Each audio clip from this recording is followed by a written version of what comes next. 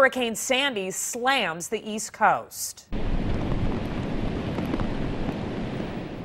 The storm looks like something out of a movie from these images captured by the International Space Station. Millions of people are bracing for the devastation. Evacuations have turned bustling metropolitan areas into near ghost towns. This is Washington, D.C. Those in the storm's path who haven't evacuated are hunkering down to ride out the storm. This is a very, very dangerous and deadly storm. She is intensifying at her center with the winds moving up to 90 miles an hour. Would not surprise many if she were upgraded to a Category 2 before she comes directly over Maryland. Tonight, thousands are without power. The East Coast bracing for billions of dollars in damage and days of cleanup. And believe it or not, we are already seeing the effects of Hurricane Sandy right here in northeast Wisconsin. Chief Meteorologist Cameron Moreland joins us now with this weather alert.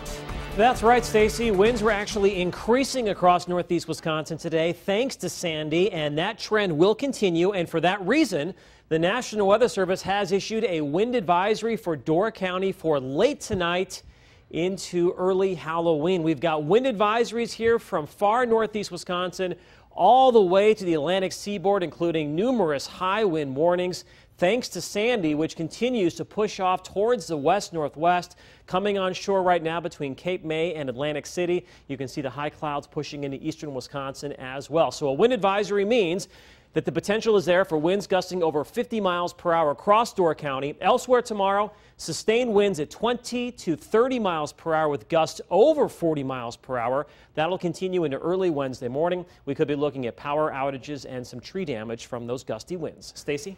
If you want to follow the storm's path, just go to our website. Our NBC26 interactive radar is tracking Hurricane Sandy. Just go to NBC26.com. Local volunteers ready to help in the hurricane zone. The Regional Red Cross has already sent 2 volunteers to the East Coast, and 2 more will leave tomorrow morning. There are plenty of others on standby, ready to lend a hand in the areas hardest hit by the storm. NBC26's Cassandra Duval is live in the newsroom with more. Stacey, thousands of people in 9 states spent the night in Red Cross shelters, and our local chapter says they're ready to send resources, but they still need your help. That's what that Red Cross means. It's that symbol of hope. About 17 volunteers from northeast Wisconsin are on standby and could head to the East Coast in the next 48 hours, possibly gone for 2 to 3 weeks. They're willing to put their lives on hold. They're willing to leave their loved ones. Right now, it's a waiting game to see where the most damage is after the storm makes landfall. Be flexible, because we're dealing with disasters. 2 volunteers are already on the coast, and 2 more leave tomorrow in this emergency vehicle. They're heading to New York to hand out hot meals. This is where people can come in and they can help and make that real impact and help save a life. But Michelle Otero says there's something the community can do right here: donate blood. We do know that there are people in those hospitals right now, not even a part of the hurricane, but they're just in that location that they need this blood product, and it's our job to get it there. Centers on the East Coast have already canceled 100 blood drives in just 2 hours.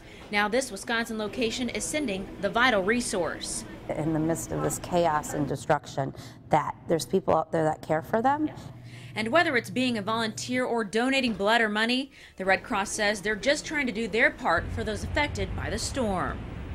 The Salvation Army of Wisconsin sent their director to the East Coast, and they also have volunteers on standby in case they're needed. Live in the newsroom, Cassandra Duval, NBC 26. Thanks, Cassandra. So here's what we know tonight about Hurricane Sandy's impact on our state. Wisconsin Public Service and Alliant Energy are sending power line crews to the East Coast to help restore electricity.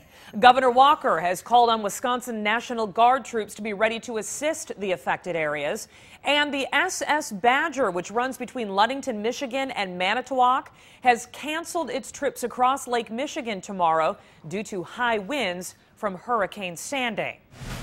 Red, white, and blue election coverage now. The hurricane is having a direct impact on the presidential election in Wisconsin. President Obama and Mitt Romney are canceling their trips here. Romney was scheduled to be in the Milwaukee area today. The president was supposed to be in the Green Bay area tomorrow. Deanna Corinthios is live at 6 with more on what this means to their campaigns. Stacey, some say appearance is everything, and as the race to the White House heats up, both candidates don't want to appear to be putting politics ahead of a national emergency. It's unfortunately been canceled due to Hurricane Sandy. Brown County Democratic headquarters buzzing this morning, but not the way volunteers had hoped. Instead of a sign-making event to greet the president, volunteers now telling people with tickets the campaign stop is canceled. The president needs to be in Washington, D.C. to do his job, and that's what we want him to do. So that's where he is. I think we understand that very well. Mitt Romney also calling off his campaign stop in Milwaukee hours before doors were set to open.